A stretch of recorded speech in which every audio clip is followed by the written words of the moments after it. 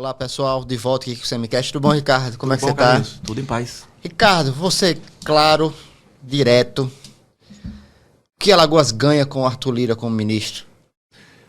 Não, Pois é. não responda o que você está pensando.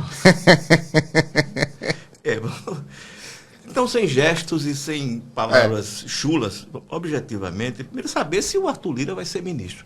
Há sim um entendimento, e eu já tinha falado sobre isso, mas semana passada estava vendo no Globo essas negociações que ele conduz com o presidente Lula para o ingresso do Republicano, né, e do PP. São dois partidos assim, da direita mais fisiológica, né? Independentemente disso, está conseguindo. Está lá o Fufuca, né? O outro que é, enfim, que é do republicano, né?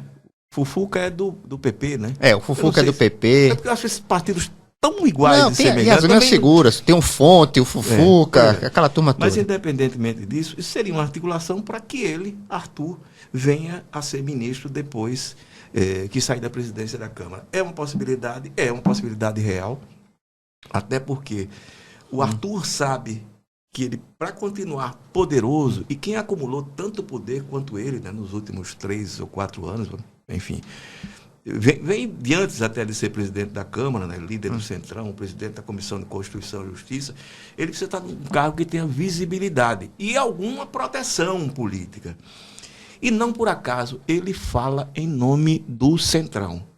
Gente, quando o Arthur responde a uma provocação ou vai para uma provocação, ele o faz em nome do colegiado, do coletivo, por mais que haja uma diversidade ali de interesses, e há, mas há um interesse central, poder. Eles querem poder, seja o poder da grana, de emendas, seja o poder de nomeação de cargos, seja o que for, eles lutam pelo poder. E o Arthur Lira é desses caras que aprendeu a falar a língua dos homens. Né? Ele fala, e assim me disseram, ele fala muito objetivamente.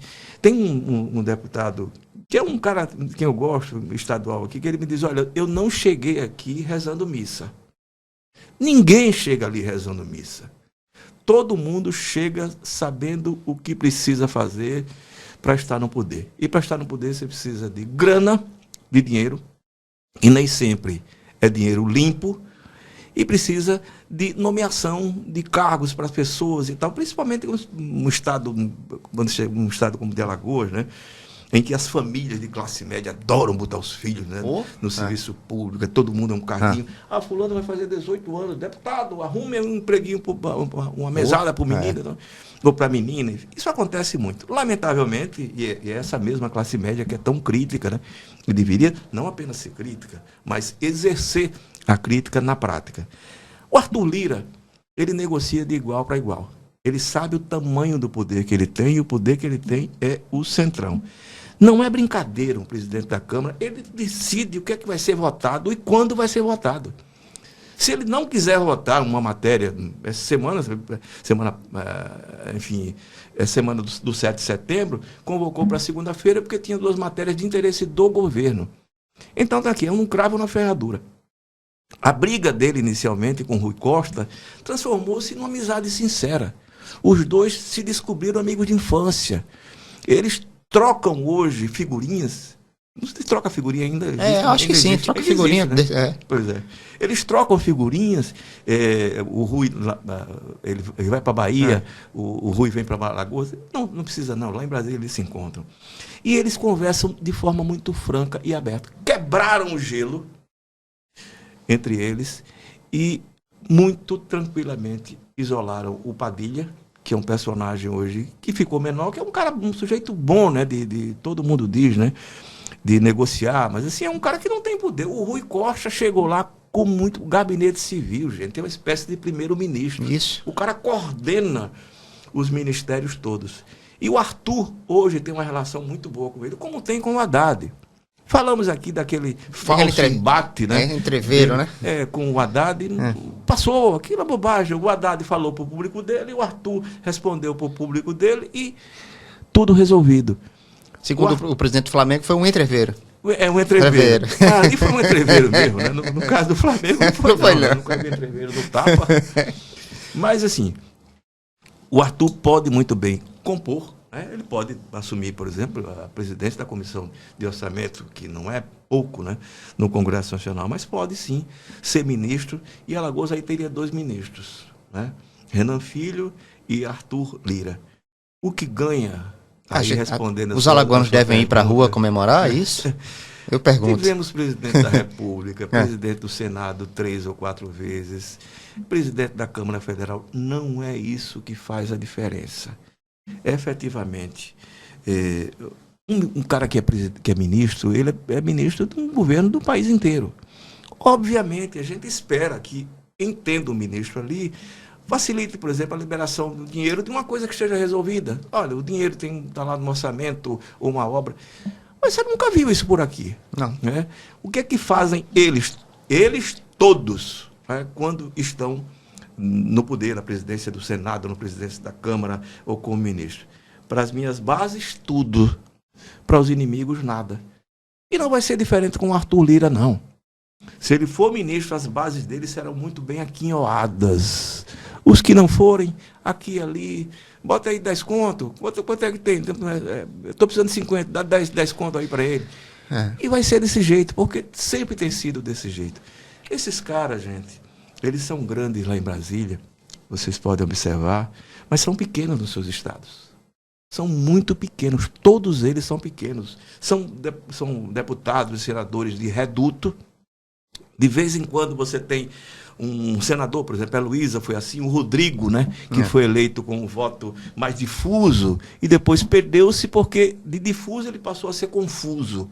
E até hoje ninguém sabe exatamente o que é que o Rodrigo pensa de difuso, fora o axé. Né? Sabe-se que ele gosta de axé, tudo bem.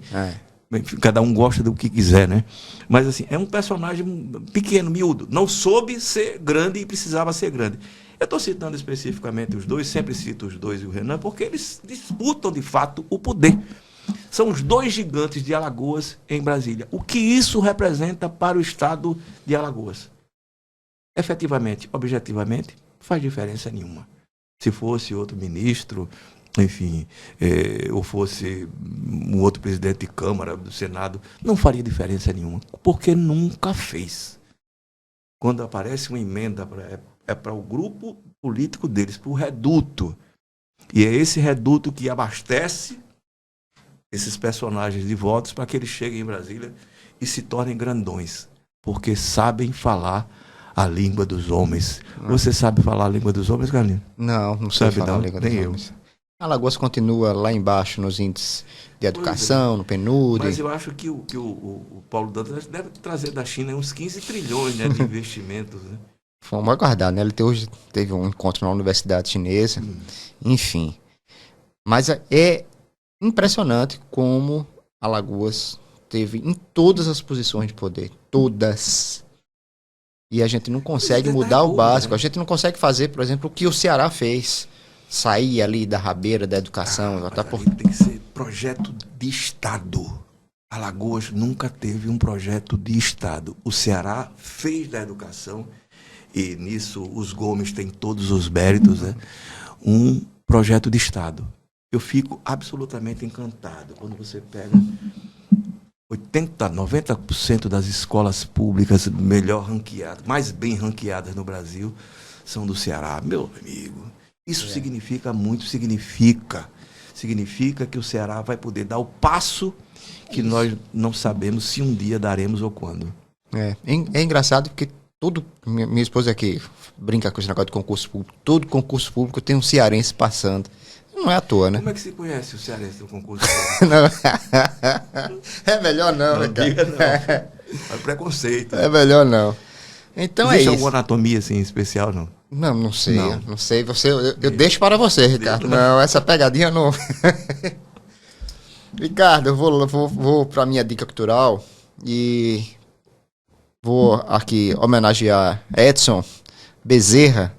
Eu vou trazer uma dica alagoana. Quer dizer, não é uma dica alagoana, mas é uma coisa que vai acontecer em Alagoas. Elis Regina e o Tom gravaram um disco em 1962, que é um clássico da música popular brasileira. 62 não, cara. Foi 62, não foi? Não, acho que não. Água de Março?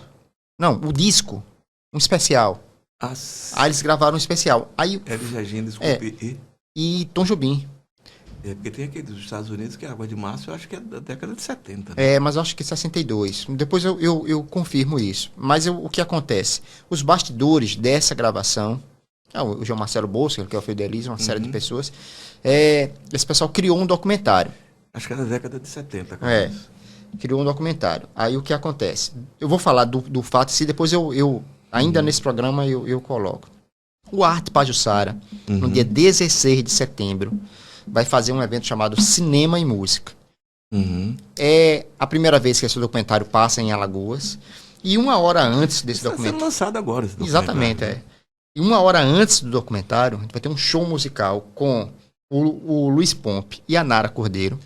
Eles fantásticos. Vão fazer... É um violonista privilegiado. Como toca bem o Pompe. Tá limpo, bonito. Pois é. E a Nara, né? A Nara tem toda uma história... Eu fiz uma música pra Nara, né? Quando não sabia. Sorri, há de se perguntar onde andará.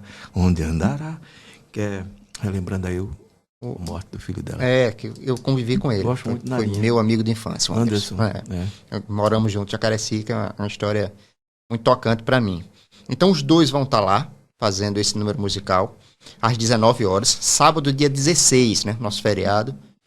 Os dois vão estar lá. E após esse show, um pocket show de 1 hora, vai ter o lançamento do documentário. No Arte Pajuçara, R$40, ingresso. Você pode comprar, né, adiantado. Essa é a minha dica cultural. É bem mais barato do que a decisão São Paulo e Flamengo, né? Que absurdo aquela ali. R$700. A partir de 450, que ninguém conseguiu comprar 450. Enquanto você está dando a sua dica cultural, eu vou pesquisar aqui a data do disco. Esse disco, quando eles gravaram Água de Março, né? Eu tenho 2 CDs daquele. Tenho 2. Que é para não dizer que não... Só o roteiro do documentário é do Nelson Mota. Né? Mas independentemente disso, Carlinhos, você sabe que é uma das tensões ali... O disco é de 74. 74. Tá vendo? Ele 74. O que é a idade, né?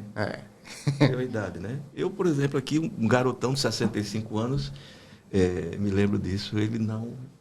Pois é. Vive errando data, o nome das pessoas. O disco é de 74. E a sua dica cultural? Bom, antes de mais nada, deixa eu falar um pouco sobre essa história dessa tensão da gravação. A Elisa era um nome no Brasil enorme e o Tom no mundo já era um nome enorme. E Água de Março era uma música que encantou o mundo todo. A Europa. Está entre as músicas do Tom mais gravadas. Evidentemente, não ganha para a Garota de Ipanema, que é imbatível. Lógico. Está entre as 3 músicas mais gravadas do mundo. Não sei como é que está hoje no ranking, né? Garota de Ipanema.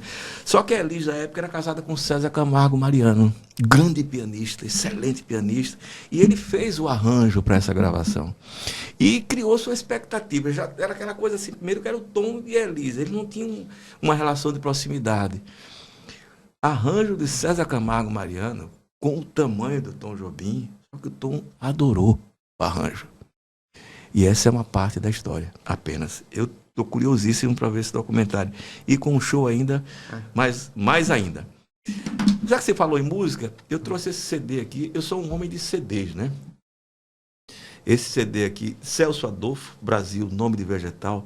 Esse cara é fantástico. Esse é mineiro. Tem uma geração de mineiro que não é do clube de esquina, né? Milton Nascimento, Loborges.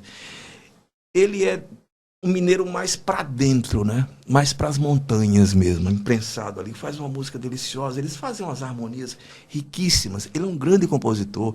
É daquela escola ali de Paulinho Pedra Azul, né? O Tadeu Franco, que é um cantor também fantástico e compositor também. Eles são muito bons. E esse disco dele aqui, eu fiz até uma pesquisa para ver se encontrava ainda, né? Na internet. Mas tem stream, né? Aliás, tem um documentário no YouTube desse ano já, que é 70 anos dele, né? Do Celso Adolfo. As pessoas talvez conheçam aqui, eu me lembro, não sei aonde tocava, não sei se foi alguma novela ou algum especial, Minueto. Foi uma letra que ele colocou numa melodia de bar. O cara ousar, né, ser parceiro de Johann Sebastian Bach, não é para todo mundo, né? E ele fez isso divinamente. Esse disco é belíssimo, tem canções belíssimas. Nós dois é bonito demais, Coração Brasileiro, que Milton Nascimento grava com ele, Meu Coração Brasileiro, é lindo demais. Ou seja, é um sujeito que vale muito a pena ser conhecido para quem não conhece. Eu falei 70 anos, não é um cara de muita mídia, como esses personagens que eu citei aqui, Paulinho Pedra Azul, Tadeu Franco. Mas eu garanto aos senhores e às senhoras que eu sou muito mais feliz por conhecê-los do que o contrário. Que bom, Ricardo. Então é isso. Chegamos ao programa 52, né? E seguimos caminhando, viu? Obrigado por tudo. Cantando, né? E Também, cantando. Né? De vez em quando eu invento de cantar aqui. Acho que vai espantando o público, mas é bom, né? É, que é isso. Um abraço, Ricardo. Tudo de bom. Um abraço. Tchau.